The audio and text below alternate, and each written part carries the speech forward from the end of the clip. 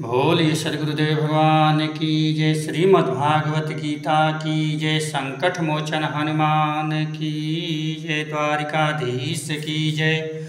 प्रिय बंधुओं, आज हम लोग श्रीमद्भागवत गीता के प्रथम अध्याय का 28वां और 29वां श्लोक पर विचार करेंगे।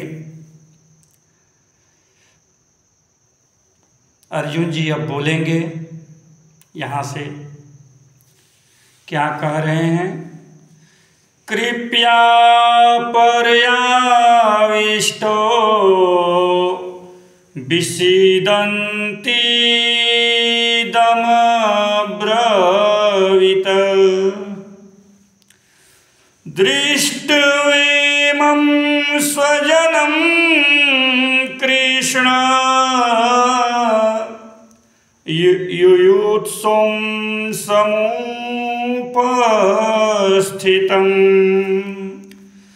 सीदन्ति मम गात्राणि मुखं च परिशोष्यति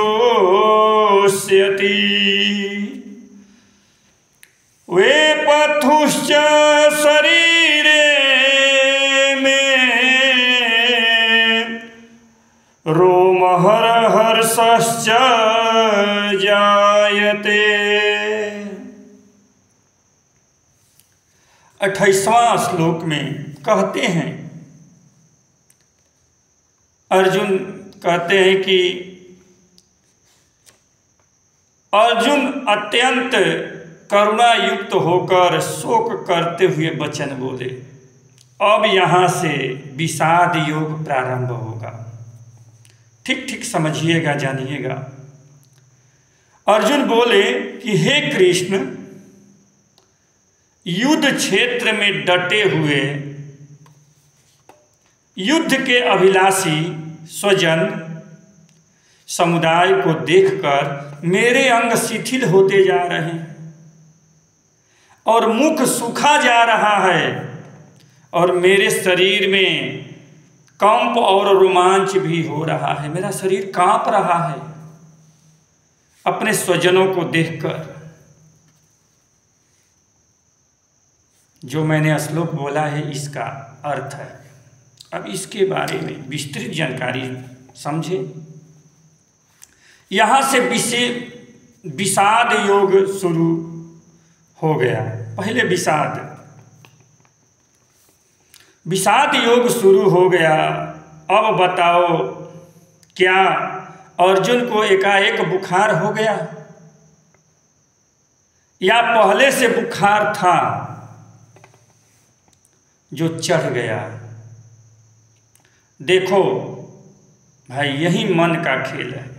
मन डगमगाने लगता है, यहीं पर मन का खेल है।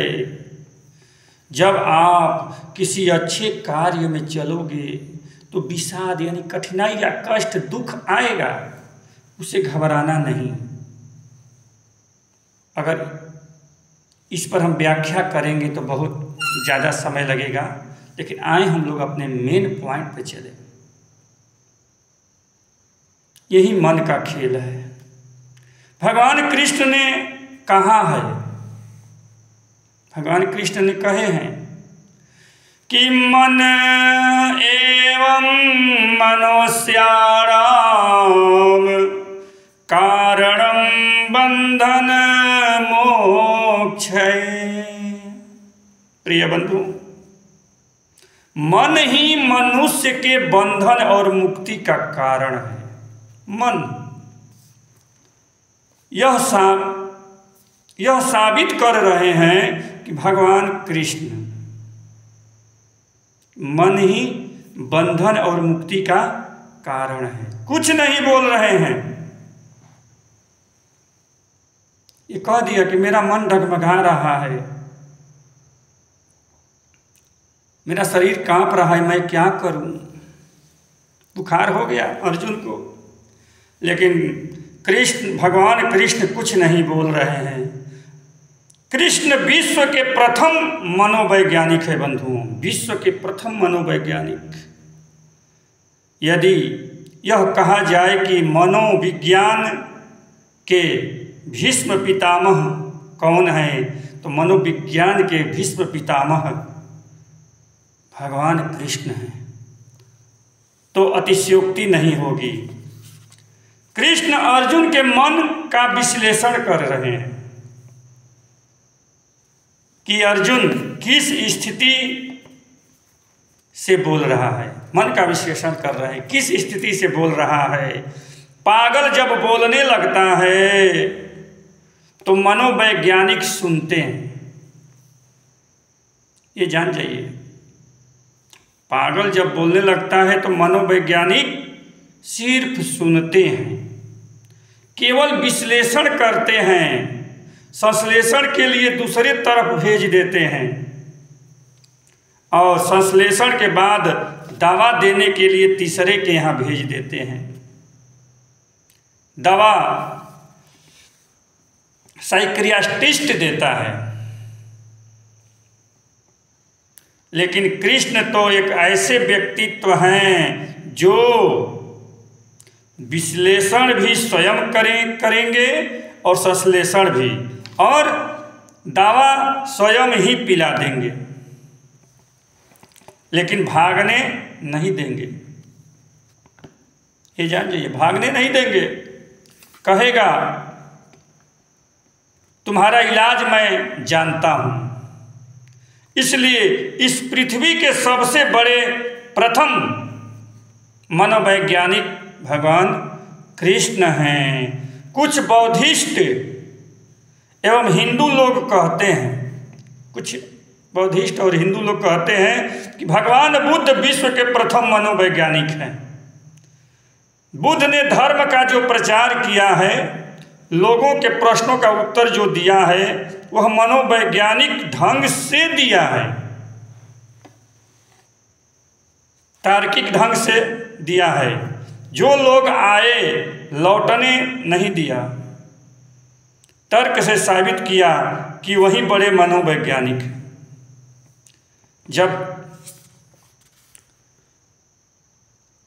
जब गुरुदेव ने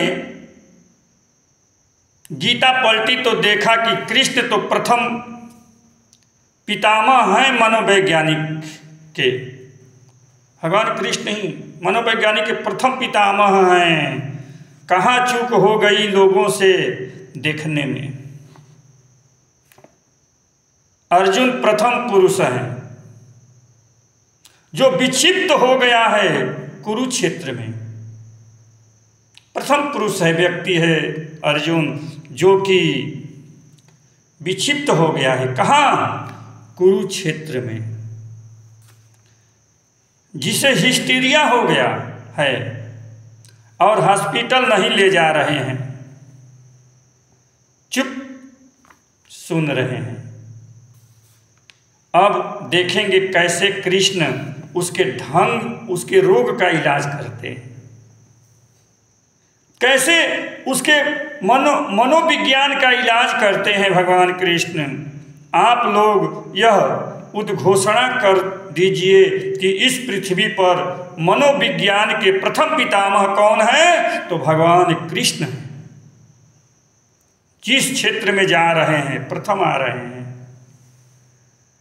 संभवतः इसलिए कृष्ण को पूर्णावतार कहा गया है। बंधुओं, हर क्षेत्र में वह पूर्ण नजर आ रहे हैं। कौन? भगवान कृष्ण। तिब्बत में एक यूनिवर्सिटी है, तिब्बत त्रिविष्टक जिसको कहा गया है। तिब्बत में एक यूनिवर्सिटी है जिसका नाम है लहासा यूनिवर्सिटी। यहाँ विद्यार्थियों को ध्यान सिखाने की अनोखी प्रक्रिया है। गुरुदेव बताते हैं कि उस यूनिवर्सिटी में विद्यार्थियों को ध्यान सिखाने की अनोखी प्रक्रिया है। यहाँ अक्सर बर्फ की वर्षा यानी हिमपात होता रहता है, बर्फे के बारिश होता रहता है। तिब्बत तो बर्फ की पहाड़ी ही है। इस बर्फ की वर्षा में, हिमपात में विद्यार्थियों को वस्त्रहीन खड़ा कर दिया जाता है। वस्त्रहीन उघारे निघारे खड़ा कर दिया जाता है एवं उन्हें निर्देश दिया जाता है कि अब वे अपने मन को कठोरता से निर्देश दे कि कोई बर्फ की वर्षा नहीं हो रही है। मन को निर्देश दो। चिलचिलाती धूप है, निर्देश दिया जाता है कि अपने मन में कल्पना करो यहाँ कोई बर्फ की हिमपात नहीं हो रही है। ये अपने मन में भावना डालो कि वह चिलचिलाती धूप में है, गर्मी में है, लू चल रही है। अपने मन में भावना करो, संकल्प करो, संकल्प शक्ति को दृढ़ करें। विद्यार्थियों को रात्रि में गिरती हुई बर्फ में वस्त्रहीन खड़ा कर शिक्षक चला जाता है बताकर। बर्फ गिरती रहती है बंधुओं, छात्र खड़ा रहता है और हो सकता है उसे बर्फ से भीगा भीगा कर कोट टाई भी बांध दिया जाए या कंबल भी उड़ा दिया जाए और कह दिया जाता है कि जब तक इस बर्फ में तुम्हारे शरीर की गर्मी से यह कोट और टाई और कंबल सूख नहीं जाएगा तब तक तुम्हें उत्तीर्ण घोषित नहीं किया जाएगा, तुझे पास नहीं किया जाएगा। विद्यार्थी जब ध्यान की प्रक्रिया में बढ़ने लगते हैं, विद्यार्थी जब ध्यान की प्रक्रिया में बढ़ने लगते हैं तब अपने मन को सबल और सशक्त कर देते हैं। तब एक दिन आता है कि उसके शरीर से इतनी ऊर्जा निकलती है, इतनी शक्तियाँ निकलती, इतनी ऊर्जा निकलती है कि जितने भी भीगे हुए कपड़े उसके शरीर पर डाल दिए गए हैं वे सब उस हिमपात में भी सूख जाते हैं। तब कह दिया जाता है कि अब तुम उत्तीर्ण हो गए, पास हो गए बच्चा, अब योग में आ सकते हो, अब तुम्हें योग सिखाया जा सकता है। यह है मन की संकल्प शक्ति बंधुओं, मन की संकल्प शक्ति। जब तक तुम्हारे मन की संकल्प शक्ति आगे नहीं बढ़ती है तब तक तुम योग विद्या ग्रहण करने के अधिकारी नहीं हो, ये जान जाओ।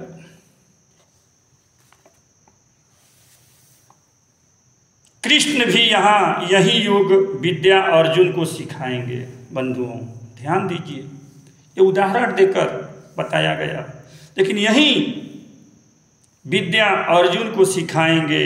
अर्जुन का गांडीव गिर गया, अर्जुन का गांडीव गिर गया अर्थात उसका मनोबल गिर गया। अर्जुन का अपने लोगों को देखकर उसका मन गिर गया। अर्जुन की पृष्ठभूमि का अध्ययन करें, आप लोग विचार करें पृष्ठभूमि पर का।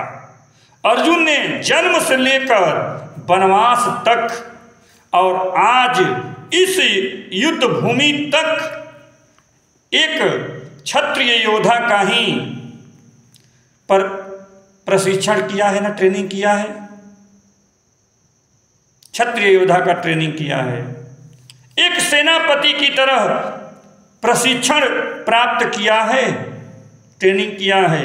जहाँ जहाँ भी गया है किसी से वरदान भी मांगा है तो अस्त्र शस्त्र ही न मांगा है, क्या मांगा है? अस्त्र शस्त्र मांगा है, विद्या मांगा है। भगवान शंकर से भी युद्ध किया है, युद्ध करने के बाद उनसे भी प्रक्षेपास्त्र अस्त्र मांगा है। इंद्र के यहाँ गया तो उनसे भी मांगा है, जहाँ भी गया है युद्ध का ही सामान मांगा है अर्जुन। ऐशो आराम का नहीं मांगा है, ध्यान दीजिएगा, ऐशो आराम के लिए नहीं मांगा है, एसी कार नहीं मांगा है, यह युद्ध ही करता रहा है, ऐसा व्यक्ति युद्ध से आज घबरा रहा है। बड़ा सोचने की विषय है। युद्ध से घबरा रहा है, समझ नहीं आ रहा है, इसलिए समझ नहीं आ रहा है, यह इसलिए युद्ध से घबरा रहा है। क्यों? क्योंकि विपक्ष में स्वजन खड़े हैं। विपक्ष में कौन खड़े हैं? स्वजन, अपने लोग खड़े हैं विपक्ष में। यदि मान लो अपने कुटुंबी जन, अपने परिवार जन नहीं रहते, तब तो यह गाजर मूली की तरह काट देता अर्जुन। जब अपने लोग नहीं होते तो तब तो नहीं न घबराता, नहीं घबराता अर्जुन। जो आदमी जितना बड़ा हिंसक होता है, उतना ही उसको अपनों के प्रति भी माया पकड़ती है। जितना बड़ा हिंसक होगा, अपनों के प्रति उतना ही ज़्यादा माया पकड़ती है। इसलिए यह मत समझो कि अहिंसक है, यह अहिंसक है और युद्ध से भागना चाहता है, संन्यास लेना चाहता है। कृष्ण उसे जबरदस्ती हिंसा में उतार रहे हैं। यह अध्यात्म बंधुओं, यह अध्याय पश्चिम के दार्शनिक हेनरी थारो ने जब पढ़ा, यह बात जब पश्चिम के वैज्ञानिक हेनरी थारो ने पढ़ा तो वह दिग्भ्रमित हो गया, संदेह में हो गया। कई दिन तक गीता को हाथ से उठाया नहीं उठाया कि कृष्ण जैसा हिंसक व्यक्ति नहीं देखा। वह युद्ध में अर्जुन को उतार रहा है। जब भी गीता को देखता आंखें बंद कर लेता वह दार्शनिक। हम नहीं पढ़ेंगे, बताइए, हिम्मत ही नहीं है उसको पढ़ने का। हम नहीं पढ़ेंगे। लेकिन जब उसके उसने हृदय पर पत्थर रखकर धीरे धीरे गीता को पढ़ना शुरू किया, तब उसका मन जो है बंधुओं, तब उसका भ्रम जो है दूर हुआ। वह समझ गया कि कृष्ण बड़ा अहिंसक है। हिंसक नहीं है, कृष्ण सबसे बड़ा अहिंसक है। जब गीता समाप्त हुई तो वह गीता को सिर पर रख कर नाचने लगा बंधुओं। वह दार्शनिक गीता को सिर पर रखकर नाचने लगा। वाह! घंटों नाचता रहा कि इस तरह का ग्रंथ, इस पृथ्वी का, इस तरह का ग्रंथ, इस तरह का ज्ञान यदि विश्व में फैला दिया जाए तो किसी दूसरे ग्रंथ की जरूरत नहीं है बंधु। संभवतः हमारे गांधी जी ने भी जब गीता को हाथ से उठाया और विषाद योग पढ़ा तो उसके हाथ से भी गीता छूट गई। गांधी जी को अंतिम दम तक यह खटकता रहा कि कृष्ण ने अर्जुन को युद्ध में उतारा। वाह! कृष्ण ने अर्जुन को युद्ध में उतारा। कृष्ण हिंसा बचा सकते थे। मैं आगे बताऊंगा कि कृष्ण जैसा अहिंसक व्यक्ति इस पृथ्वी पर खोजना मुश्किल है बंधुओं। कृष्ण तो बिल्कुल अहिंसक हैं। हिंसा का कृष्ण से दूर दूर तक संबंध नहीं है। हिंसक व्यक्ति दुर्योधन है। कौन है दुर्योधन?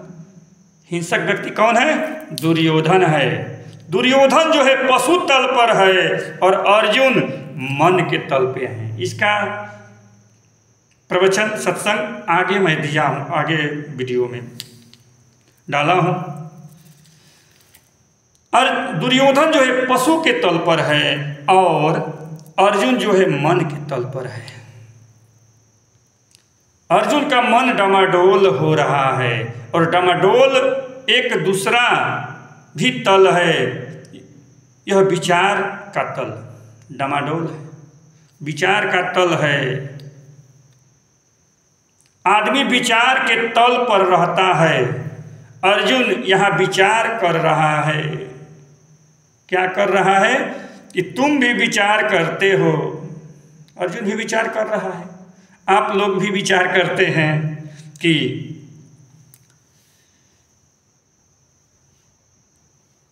आप लोग भी विचार करते हो कि फायदे घाटा का विचार करते हैं ना, फायदा होगा कि घाटा होगा।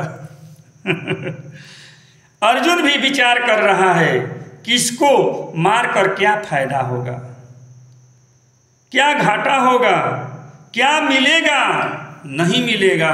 दुर्योधन विचार नहीं कर रहा है बंधु, लेकिन अर्जुन जी विचार कर रहे हैं। पशु विचार नहीं करता है।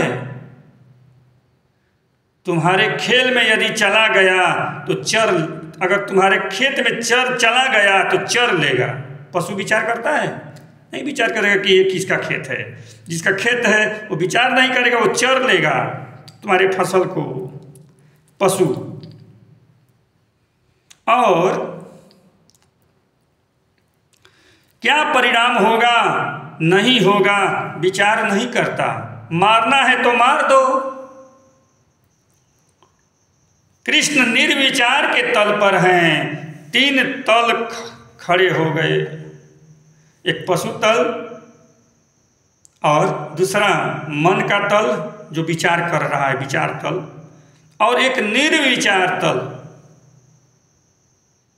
तो कृष्ण निर्विचार के तल पर हैं, 3 तल हो गए। कृष्ण विचार रहित हैं, न हिंसा से कोई संबंध है, न अहिंसा से कोई प्रेम है। वह ऐसा समुद्र है जिसमें किसी प्रकार की कोई तरंग नहीं उठ रही है बंधु, लहर ही नहीं उठ रही है। निर्विचार के तल पर जिस क्षण तुम पहुंच जाओगे उसी क्षण तुम परमात्मा कहलाओगे, परमात्मा कहलाओगे, परमात्मा स्थिति में हो जाओगे। प्रसिद्ध दार्शनिक नीत्शे ने कहा है, प्रसिद्ध दार्शनिक नीत्शे ने कहा है कि वह दिन सबसे बड़ा मनुष्य का दुर्भाग्य का दिन होगा जब मनुष्य सोच लेगा कि मुझे छलांग लगाना है। मनुष्य छलांग लगाता है तो परमात्मा को उपलब्ध हो जाता है। बंधुओं, जब मनुष्य छलांग लगाता है तो परमात्मा को उपलब्ध हो जाता है। मनुष्य में यह खूबी है, ये जान जाइए। अर्जुन मनुष्य तल पर बैठा है ना। विषाद अब शुरू हो गया, विषाद शुरू हो गया। छलांग लगाकर परमात्मा के तल पर पहुंचने की संभावना है, लेकिन दुर्योधन से दूर दूर तक संभावना नहीं है बंधुओं। कृष्ण निर्विचार हैं, केवल देख रहे हैं कि किसमें क्या संभावना है। तुम लोग तो सोचोगे कि कृष्ण को समझाना चाहिए था कि ठीक है अर्जुन, तुम युद्ध मत करो, युद्ध में क्या रखा है। लेकिन वहां तो विचार ही नहीं है, वह तो भगवान कृष्ण जो हैं निर्विचार हैं, वह विचार नहीं है, वहां तो विचार ही नहीं है। वह तो केवल सुन रहे हैं। अर्जुन को सुन रहे हैं बंधुओं। अर्जुन अपने लोगों को देखकर रोमांचित हो रहा है, उसका अस्त्र शस्त्र सब गिर गया। अर्जुन का अस्त्र शस्त्र गिर गया बंधुओं। अब जो है भ्रमित अर्जुन, 30वां श्लोक का भी व्याख्या कर दें। 30वां श्लोक में आया है भ्रमित अर्जुन। अर्जुन कैसे भ्रमित हो गया?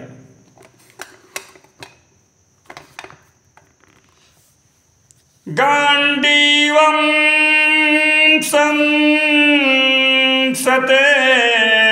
हस्तात्वकचैव परिदहते न च शक्नोम्यवस्थातुं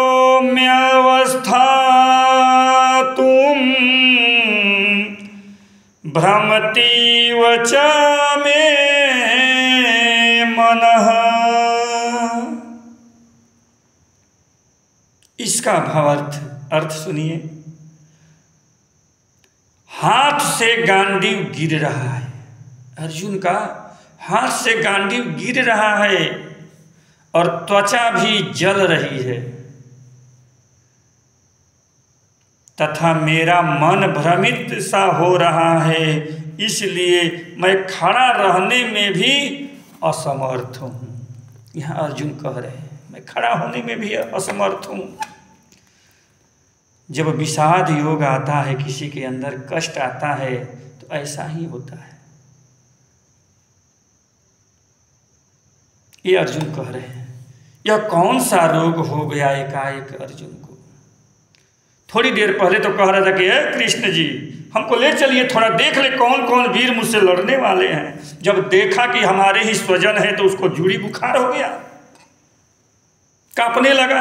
अब कह रहा है कि मेरा गांडीव गिर रहा है। उस समय तो बड़ा वीर बन रहा था और देख कर तुम कायर की तरह गिड़गिड़ा रहे हो, गांडीव गिरा रहे हो। बड़ी विडंबना है ये कायरता। क्षत्रिय को कायरता शोभा नहीं देती बंधुओं। धर्म युद्ध करो, जब धर्म में युद्ध में कूदे हो तो धर्म युद्ध करो, अपना हो चाहे पराया हो। अगर अपना भी अधर्म पर के रास्ते पर चल दे तो उसको उस अधर्म वाले रास्तों के कांटों को हटाना तुम्हारा कर्तव्य है, क्यों न अपना हो। यहाँ पे देखिए अर्जुन के अंदर विषाद योग आ गया। अब किस तरह इलाज करेंगे भगवान कृष्ण आगे देखिएगा बंधुओं। हाँ, दूसरा कोई के मारे के रही तो खूब लौर लाठी क के मार देव, जब अपना के मारे के रही तो नशा फाटे लगी। अगर अपना भी अधर्म के रास्ते पर चला है उसको रोको, उसको समझाओ। अगर नहीं समझता है तो जिस विधि से समझाना पड़े उसको समझाओ। उसको वध भी करना पड़े तो उसको वध करना उचित है, क्योंकि वह अधर्मी है। अधर्मियों को वध करने में कोई दोष नहीं लगता। देखिए यह कौन सा रोग हो गया एकाएक अर्जुन को जी। ये रोगे न कहा जाएगा, मोह रूपी रोग। मोह सकल व्याधिन कर मूला बंधु। क्या फ्लू मार गया, त्वचा जलने लगी, हाथ पैर कांपने लगा। जो गांडीव धनुष वह मजबूती से ताने खड़ा था, उसे भी वह ताने रखने में असमर्थ हो गया, गिरने लगा। यही मन का खेल है बंधुओं, यही मन का।